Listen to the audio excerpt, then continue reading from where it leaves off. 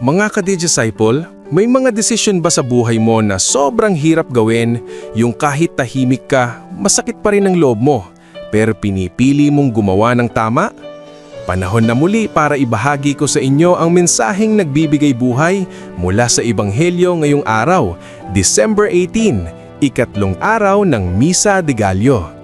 Ako po si Brother Rai, your digital disciple.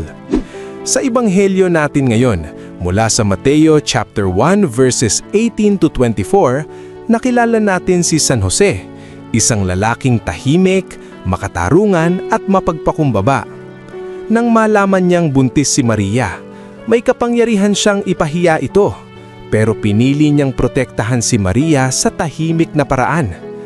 Hanggang sa siya'y tinausap ng anghel sa panaginip at sinabihan, "Huwag kang matakot, tanggapin si Maria." At ang pinakamaganda, pagkagising ni Jose, ginawa niya ang iniutos ng Panginoon.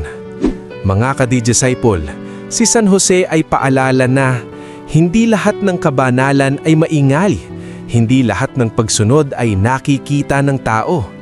Minsan, ang pinakamalalim na pananampalataya ay yung tahimik na pagtitiis, tahimik na pagtitiwala, tahimik na pagsunod. Sa panahon ngayon, gusto natin ng malinaw na paliwanag agad. Pero si Jose, sumunod kahit hindi niya alam ang buong plano. Misa de Gallo reminds us, hindi hinihingi ng Diyos na maintindihan mo muna ang lahat. Ang hinihingi niya ay magtiwala ka. Tanungin natin ang sarili natin ngayong umaga. May hinihingi ba ang Diyos sa akin na matagal ko nang iniiwasan dahil natatakot ako? Mga ka-disciple, sa ikatlong araw ng Misa de Gallo, hayaan nating maturuan tayo ni San Jose na maging tahimik pero tapat, hindi perpekto pero masunurin. Kung may takot ka ngayon, piliin mong magtiwala. Kasama mo ang Diyos. Ako po si Brother Rai, online for Christ, offline with purpose. God bless!